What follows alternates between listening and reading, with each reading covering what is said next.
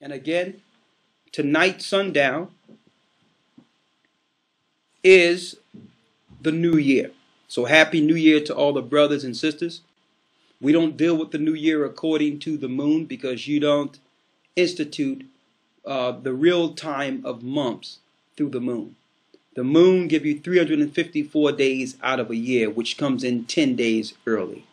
You must deal with the new months according to Sabbaths, not according to the course of the moon. The moon cycle is off course with the calculation of a 364 day cycle. All right. So tonight, sundown, is when the heavens, along with the earth, acknowledge the time of the new year. You can acknowledge the time of the new year because the last day of the year, which was yesterday, it was equal parts night, equal parts day. That's the calculation. That's the last day. When the sun go down, will be on the first day of the year. All right, just wanted to make that clear. All right, so I'll answer a few questions. Then after that, we wish you Godspeed and hope you all have a great holy day. And you all are invited with Elder Gabar and the elders within the Gathering of Christ Church in your respective areas to come together for the Passover. Okay, the Passover date should be on March 28th. March 28th, sundown. All right, the Passover every year is on a Sabbath. The second week or the 14th day of the new year. Every year, the Passover falls on a Sabbath. All right? So, let me answer a few questions before we wish you all Godspeed and have you enjoy the rest of your day.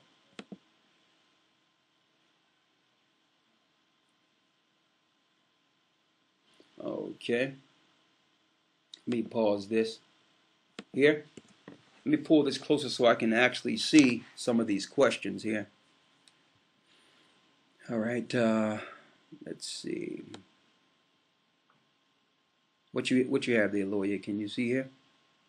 It says, so in the beginning, when the entire earth was under one tongue, under Nimrod, which was the Phoenician Hebrew tongue, Shem and his family kept the tongue and kept his tongue, and the nations a different tongue. Yes, you have to realize because Shem's family was not participating in this, the angels did not confound Shem's family's tongue. So that was the original language. When you look at the word Eber, Hebrew actually comes from the word Eber or Ebrite. Okay? So when the time of the flood, it was Peleg, which means division, which means that was the time in which Eber's families kept the tongue and the rest of the nation's tongues were split. So when you look at the word Hebrew, it doesn't mean to cross over. It's the language that continued. They'll make you believe that Hebrew means one to cross over. It have nothing to do with that. It's the language that continued from Eber. You getting something there? Mm-hmm. Okay, let me know when you have it there. While you're getting that, I'm going to answer this question here, Lawya. Sure. All right. Shalom, elders. Is this why some musical artists may fall off all of a sudden because they don't want to accept these things? Some of them fall off in the business because it's unbearable.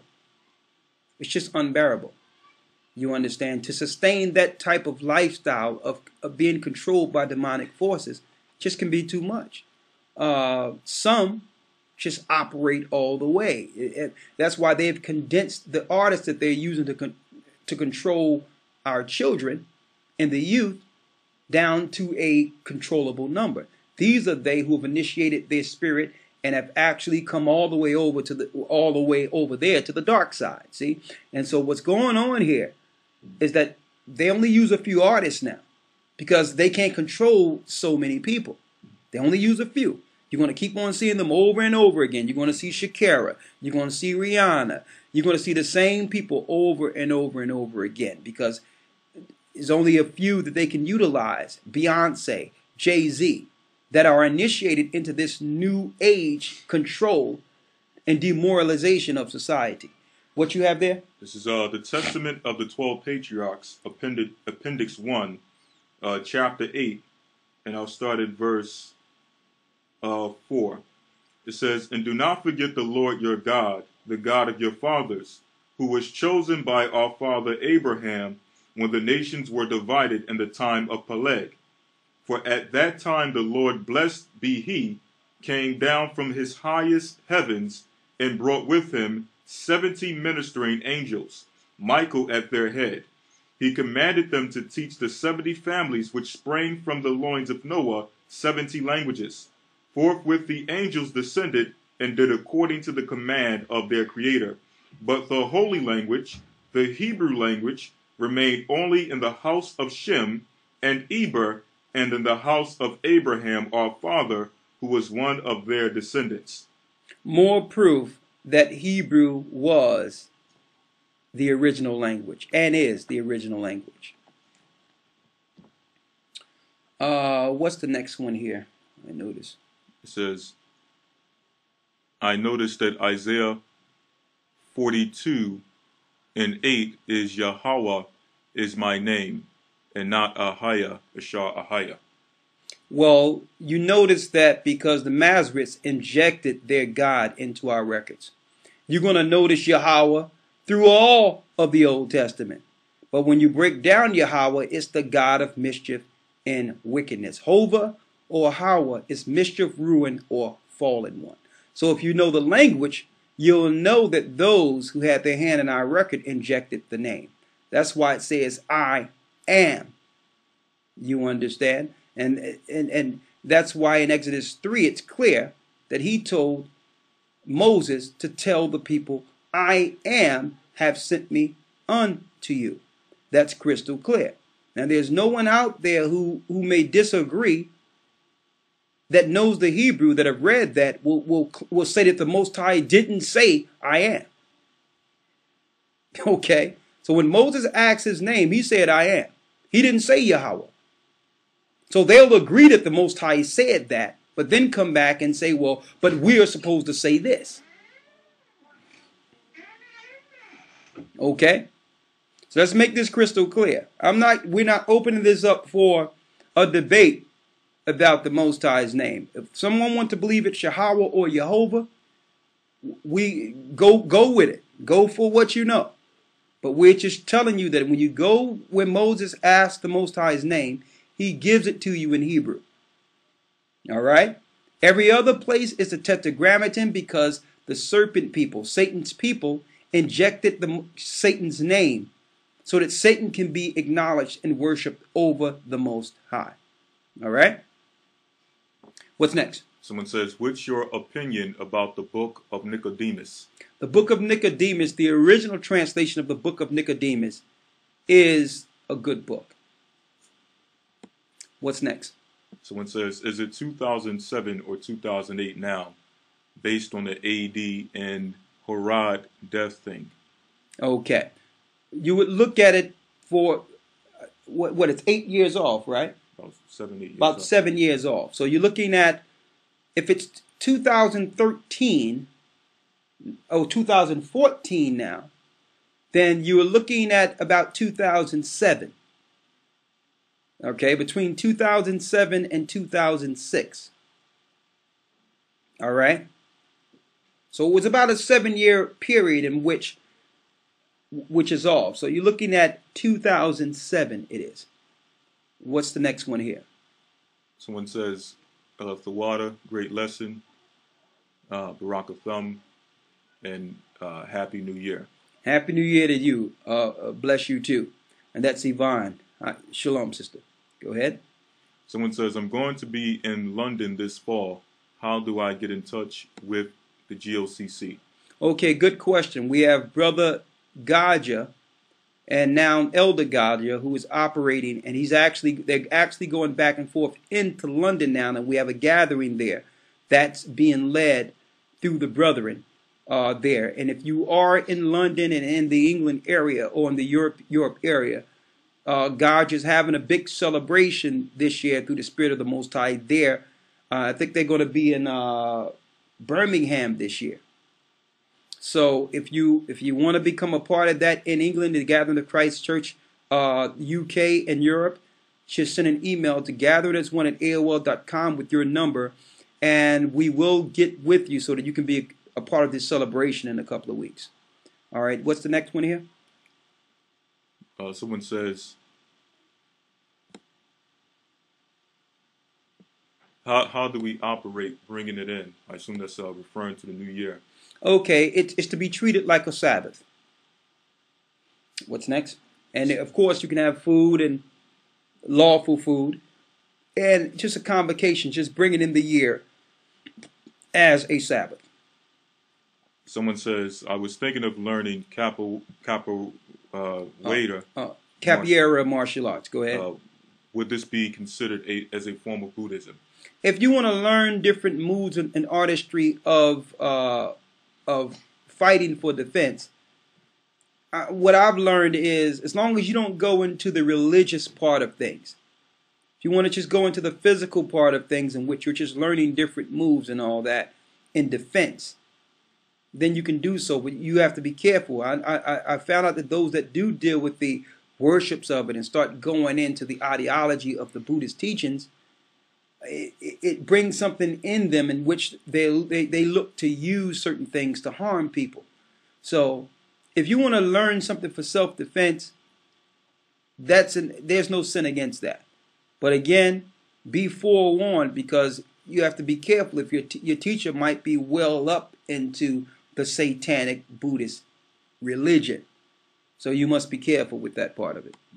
Also with that, I think there was a form of martial arts that was created by our people in South America during slavery. So I'm not sure if that has any link with the Asian martial arts. Exactly. When you look at the Han Dynasty, when our people went over into Asia, we were doing the arts, but when you look in Joshua, we were jumping over walls and all that. But that was through the Spirit of the Most High. That was worshiping the Most High, and the Most High would actually give us certain powers. The Asians took that another way. They started worshiping Satan with all that. Okay, so I'm not saying we fought as a people. We were the greatest warriors on earth. So the fighting part of defense, we understand that. But again, be careful when it comes to the Buddhist teachings. It's satanic on a high level. All right, what's the next question? Someone says, can you please expound the statement that you made about the Tower of Babel being destroyed in 1 year? Oh, okay, yeah. I don't know if I didn't say that the Tower of Babel was destroyed in 1 year. I said that the tower was so high that it took 1 year for one brick to get from the base of the tower to the top. So they continually send bricks up, but in order for those bricks to make it to the top, it took 1 year. That's how tall the tower was. Okay? What's the next one? Someone says, was Bruce Lee an Israelite from the house of Han? Was Joan of Arc a witch? I don't know if Bruce Lee was from the house of Han. I know people out there that's saying this because he was bad in arts, one of the best, and he must have been an Israelite. I'm not one to claim that someone is an Israelite based on them being recognized and having some gifts. There's gifts in all nations. All right, so I haven't researched Bruce Lee's line. Neither am I inclined to figure out what family he came from. All right, that have no spiritual significance to us whatsoever. Whether or not Joan of Arc was a witch, she was definitely a witch. And I know a lot of people like to promote that and look at that as some deep scenario in which Joan of Arc is recognized as a witch, when there's more witches operating now than during Joan of Arc's time. They're your school teachers, they're your principals, they're operating as pagans all amongst our society. All right, so Joan of Arc is just, at that time, she was living in infamy because our people were able to recognize and go against such actions during the Dark Ages. All right, but Again, there's more witches now. There's Joan of Arcs everywhere now. All right, what's the next question here?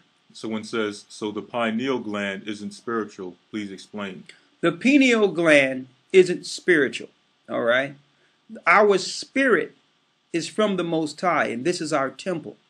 Of course, the spirit resides in our quarters and in our minds.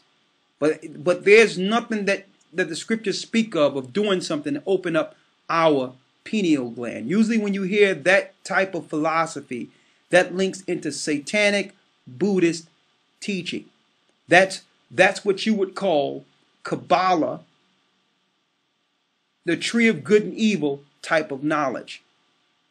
When the Most High warned Adam and Eve against a certain thing, and then Satan introduced it and says, well, if you eat of this fruit, I can make one wise. Now, that is what you would call the opening of the pineal gland. Now, Adam and Eve, even before this, was open in connection with the Most High. Okay? So they didn't need that particular type of fruit to become spiritual concerning their understanding of the Most High.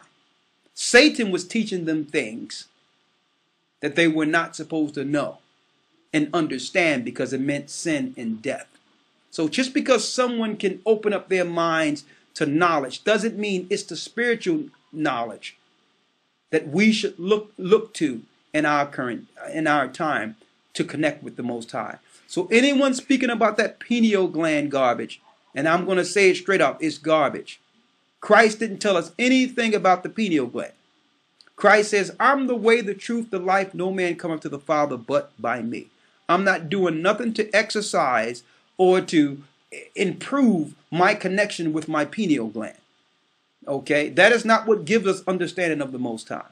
So no, it is not spiritual. Leave it alone. It's an introduction to the tree of good and evil.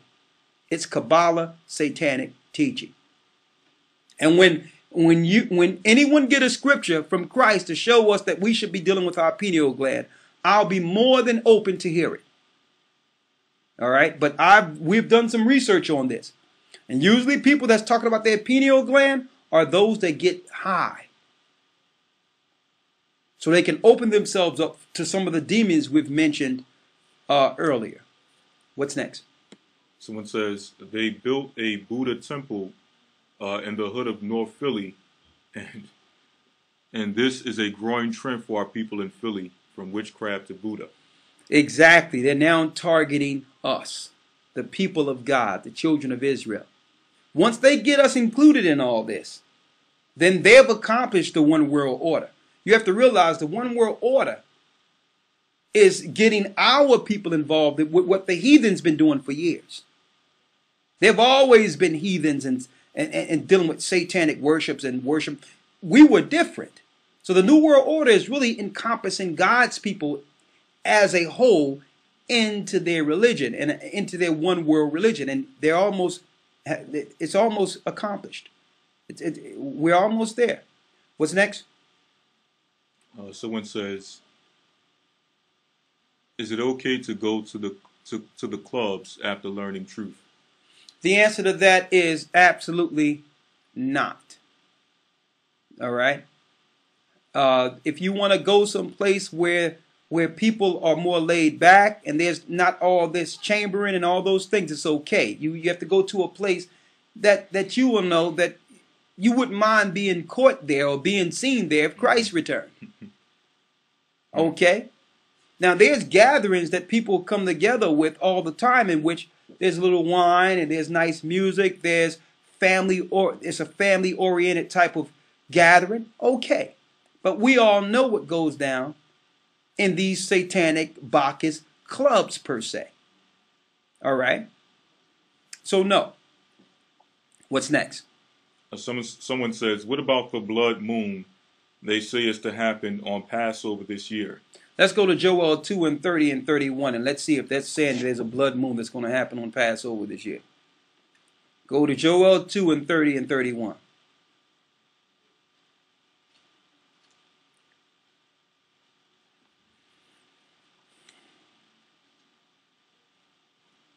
This is Joel 2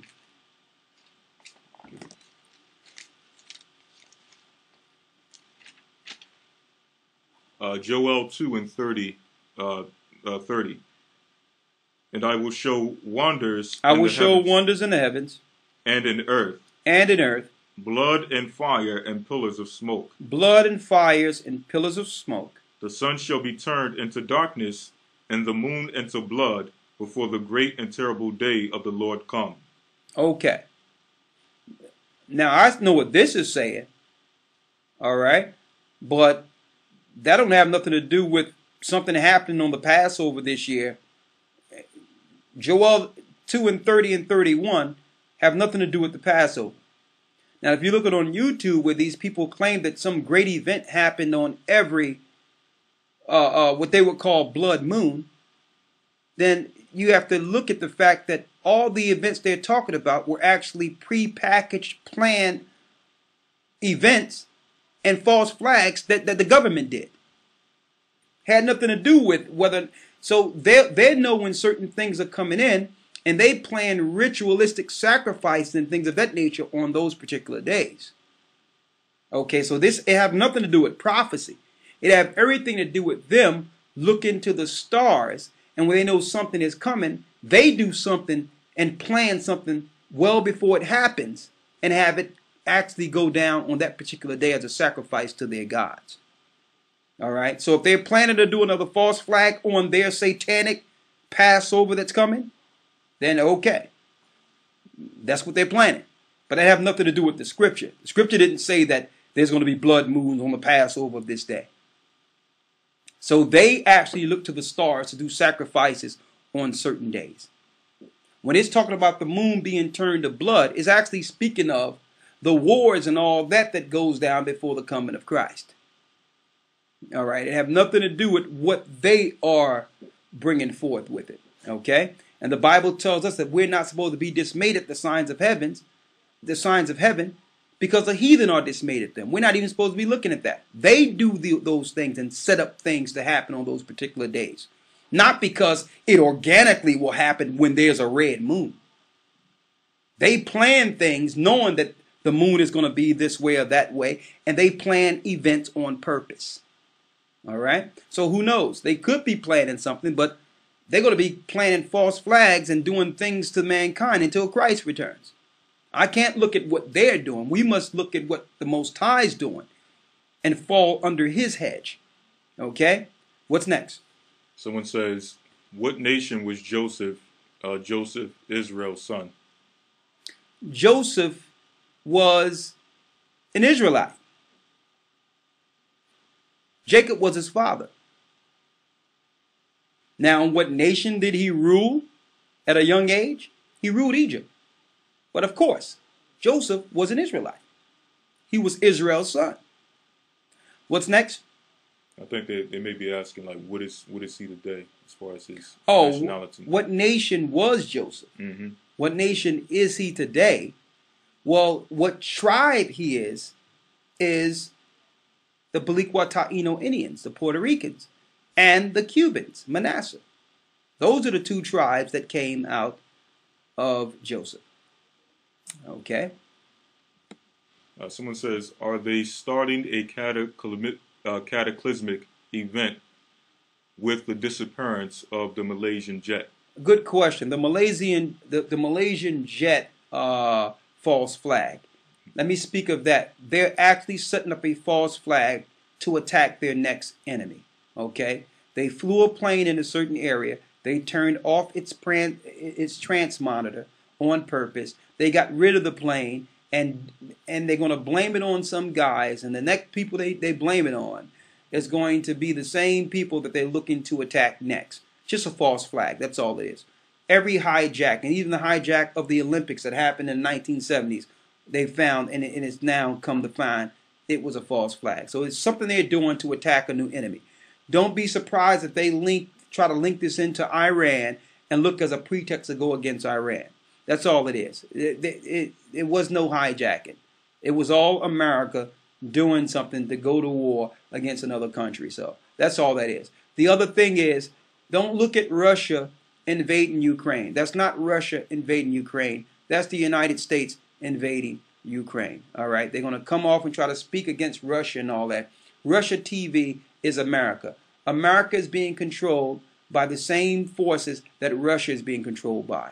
It's just a left-right paradigm, the plus-minus paradigm. They're working together, but to make you believe in our society that they're enemies. They're working one and the same.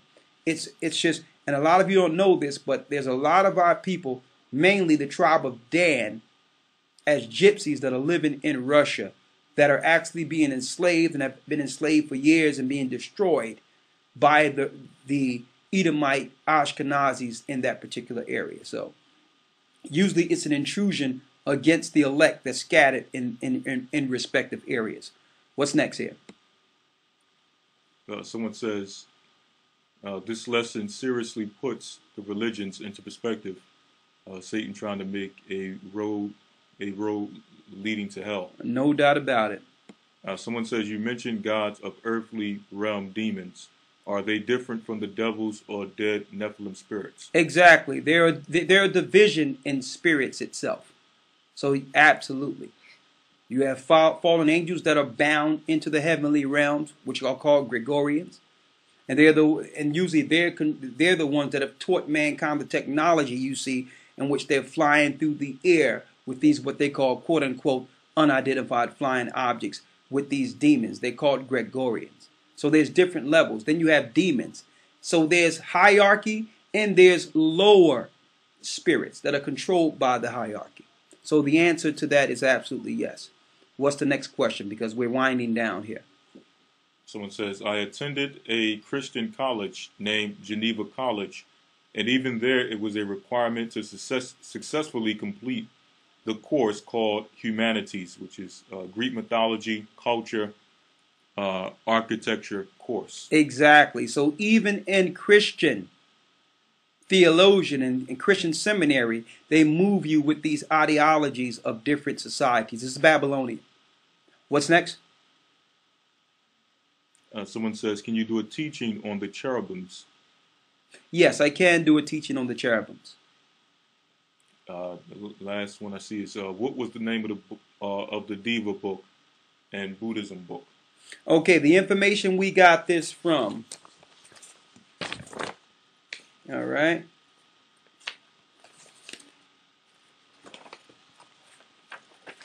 You can go on Buddhist gods and goddesses. Buddhist gods and goddesses. You can go on just Google that and they show you all the divas and all that, what they do, and their source. The source is from the Religions of the World, which is a very reputable source. And we got the Wikipedia. I mean, we have encyclopedia, but the Wikipedia have a lot of what the encyclopedia have. So you type in the origin of Buddhism and the gods of Buddhism in the encyclopedia, and it will give you the sources for that.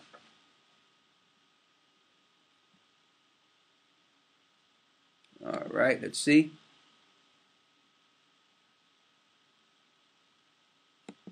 Let's see what else we have here on the side. Skill pill. What that says? Someone says, I do agree with Exodus 3:14. He said, I am, but how can I answer a person when he give 3 and 12. 3 and 12, where the Most High said, I will be. Okay, let's see where the Most High says, I will be. Go to Exodus 3.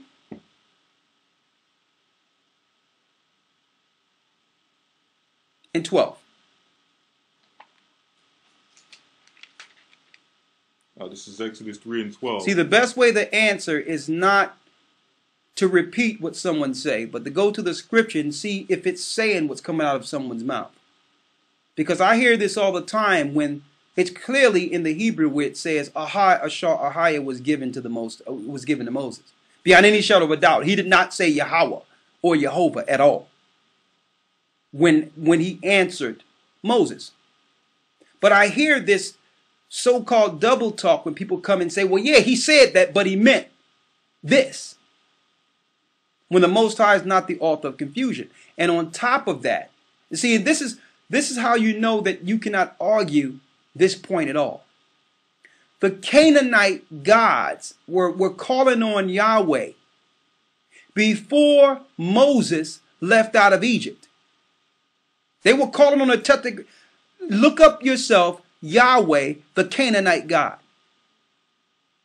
That means the inscription of Yahweh in Jehovah was being worshipped as Satan by the Canaanites before Moses was born. Explain that. So don't deal with the double talk people try to give you concerning the Most High's name. If he said, my name is Ahia, Ashar, Ahia, that's the end of the conversation. Unless you can show me in scripture, and this is how I talk to people when they come with that. Unless you can show me in the scriptures where the Most High told them that Ahia, Ashar, Ahia, but my name, you should call me this. Unless you show me that in the scriptures, I will stick with what the Most High gave Moses. Read. Exodus 3:12. And he said, certainly I will be with thee. I will be with thee. He didn't say my name is I will be. See that? And see, you have to recognize how people, if they have to go through these great lengths to try to jump over what the Most High said, they must be controlled by some type of spirit. The Most High never said in Exodus 3:12 that I will be. Read it again. It says, certainly I will be with thee. I will be with you, Moses. And this shall be a token unto thee, that I have sent thee, when thou hast brought forth the people out of Egypt. Ye shall serve the Most High upon this mountain. Now I'm going to ask you, Lawya, you're reading the same Bible I'm reading. Mm-hmm. Did the Most High say, I will be in Exodus 3:12? Yeah. He says, I will be with you. Mm-hmm. But did he say, I will be? That my name is I will be? La'ah. The Most High didn't say my name is I will be there. So when you ask a question, that's skill pill, you must really examine what someone have told you and what you perceive to be as right. When you look at the same scripture that I see, and the Most High never told Moses that my name is I will be. He says, I will be with you, Moses. Now let's go to the next verse and let's get the name. 13. And Moses said unto the Most High, behold, when I come to the children of Israel,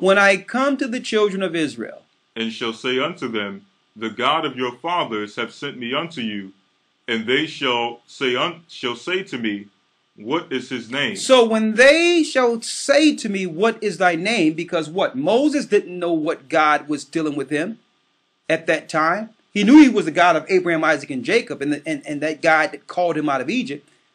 But he didn't know what name to present back to his people. Why?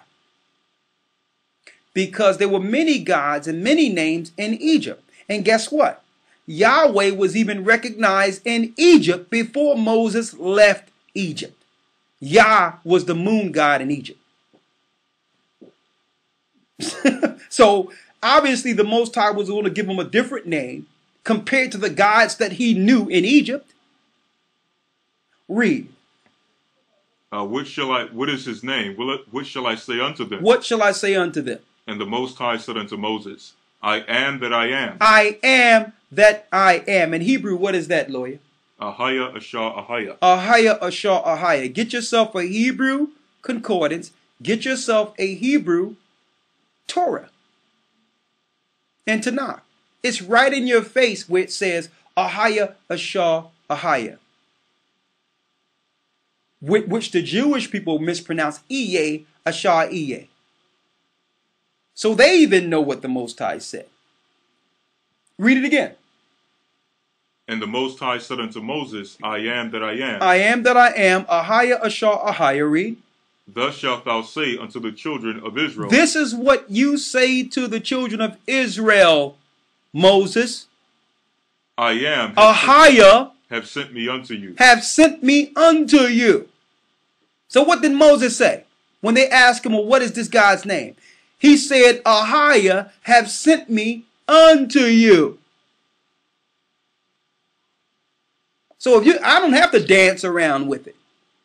If the Most High told Moses his name was I am, and that was the answer to the direct question that Moses posed to the Most High, I don't have to dance around and say, well, it really means that. You understand? Because the Most High didn't Moses did not ask the Most High, what did his name mean? He asked them, what is the name shall I go and tell the people? He said, Ahiah, tell him Ahiah sent you. Period. Now, those who want to disagree, I have nothing to do with that. Israel didn't listen to the Most High and profaned his name and disrespected his name in the past, and that's why we fell, and they will continue to. There was Israelites who didn't listen to the God who delivered us out of Egypt before, and they will reject the same God today. Period. And like I said before, any of you out there, y'all shouldn't even be arguing that point anymore. Let them be. Let them be. What's the next question?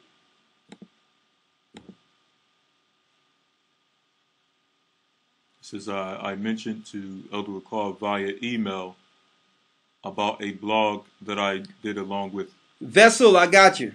Vessel, the sister got enduretogether.com, and I told her that we're going to work to integrate that, because what we're going to do is we will have a network page, what you would call a Gathering of Christ yellow pages within our gatheringofchrist.org. So if you got businesses or whatever the case is, we're going to all be able to take advantage of the gifts we have amongst our people and prefer them and those that are in the church, opposed to taking our finances to others and building them. We're going to help build our brothers and sisters within. So yeah, that's something that's coming, and I'm going to, it's going to be a Gathering of Christ Church network. So if you need things done, electric, building, gardening, whatever the case is, there's going to be someone within a network that we can help each other, opposed to going to the outside. That's going to be on the site soon. So this says I wasn't disseminating on the name. I was asking if it was an injection. The last part of my question was cut off. Well, whether or not what was an injection? You're talking about Yahweh? I think that comes from the question earlier, and the person asked the question about Isaiah 42:8. Yeah. Where it says the Lord, it says Yahweh opposed to Ahiah. Okay, yeah. All right. Yeah, that was an injection. You were correct. I'm almost done. All right. Okay, we're getting ready for our feast, so hold 1 second here.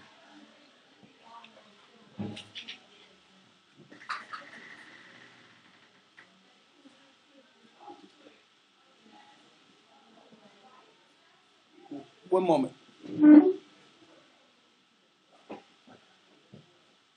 Go ahead. The water. All right. What's that? Someone says, laugh out loud, you guys are going to be defending this topic, the name of the Most High, until kingdom come. Bless you, may the Most High bless you. Well, that's what he said. And if we don't uphold the name in heaven that was given out of heaven to this earth, then who's going to uphold it? Everyone is calling on the name that was given to them by the serpent people, by the synagogue of Satan. So if we don't uphold the testimony of Christ and the truth concerning the Most High and hallow his name in the earth, then who else is going to do it? So we're not going to defend it. We're going to exalt it. That's what we are doing. We will exalt the name of the Most High because he created everything and he's not being recognized. All his credit is going to Satan. And when you call on Yahweh and the God of the Tetragrammaton, and I don't care if it was written 100,000 times, and you can see it 100,000 times in the Hebrew in the Bible. I know that the Masoretes put their pen in there. And I know that our people, when we began to fall, we were inscribing Satan's name in our record and giving all credit to him. And that is why we fell as a people. So I don't care how many times you can see it in the Hebrew and in the Paleo and all that. I go by what the Most High said. Period. And we exalt his name.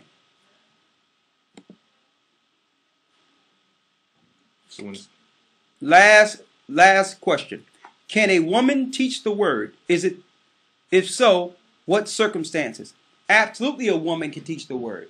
And in what circumstances? You teach your children. You show those that are around you. When it says he suffered not a woman to teach, there was women trying to take an authority position in the church when hands were not laid on them to do so. Women were to back the deacons and elders. But yes, you have Priscilla and Aquila who operated together as husband and wife, and they taught many. You understand? They would be out passing out things and talking to the people while Paul was setting up churches. So a woman can teach what she knows. She's supposed to. Women are effective teachers. But you are not to do it from an authority position over the pulpit or over a church. But let me tell you, if you know something, you bring it forth. You are not to hide it. You're not supposed to hide it. You're not supposed to be in an authority or in a church position. But by all means, teach the word of the Most High. So when it says he suffered not a woman to teach, that's women taking authority over the Most High's people. All right, one last one. According to Job 30 and 30, Job is black. Okay. All right. Let's read Job 30 and 30. And mind you, keep in mind that I taught Job 30 and 30 for over 20 years. 20 years ago. And I got more of these, if you want more of these scriptures on Job. I got more than Job 30 and 30 to show you that people are not rightly dividing the word of truth. Let's see if it's speaking of Job's skin color and how he was born. Read. Job 30 and 30. Read. My skin is black upon me. My skin is black upon me. And my bones are burnt with heat. My bones are burnt with heat. Now, when you look at it, it's showing Job's color based on the infirmity that came upon him. All right. So when it says I'm black and my bones is burned with heat, he wasn't born black and his bones burning with heat. It's speaking of the disease in which he had a scab and sores from the top of his head down to his feet. So when you precept this, it's not speaking of how Job naturally came into the earth and was born from a woman. It's speaking of his infirmity. Okay?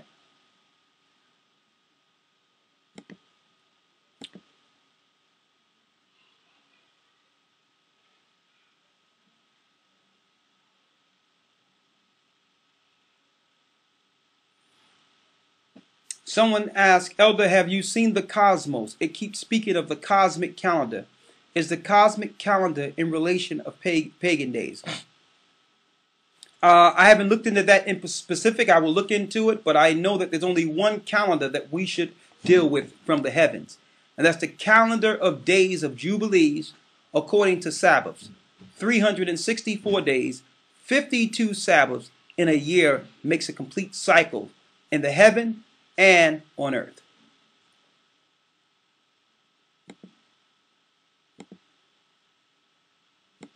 All right. With that, we're going to say bless you. Have a happy new year. And for those in the academy that will be there next week, we'll see you there. We're going to start off with the Hebrew, then the news. All right. With that, I'm going to say shalom. I hope you got some understanding on the Buddhist deception that have crept up amongst our people. And I'm trying to figure out, when is it going to come a time where our people will take the truth of what they believe in and set up what they have in China, or set up what they have in Pakistan, or set up what they have in other areas. How is it that we are the only people where other people have to come and set up a mosque or a temple amongst us? That's actually evidence of a lost race.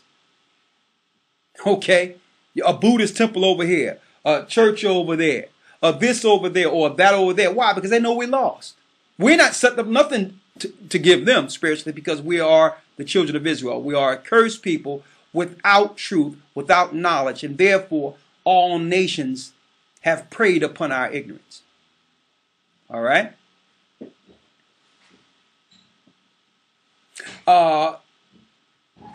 Dale made a statement here. It says, I am that I am has become a problem when the gathering of Christ showed it in the Hebrew. Yeah, that's when it became a problem. now all of a sudden I am that I am is not his name. Well, that's what he told Moses. And I see people try to flip it, turn it around. Let's look at the scripture under it. Let's get the scripture over it. So I can show you what he meant. Take words out of context and all that, just to ignore what the Most High said from his own mouth. So if you don't want, listen, if you will ignore what the Most High said from his own mouth on that, what else will you just ignore and throw to the side?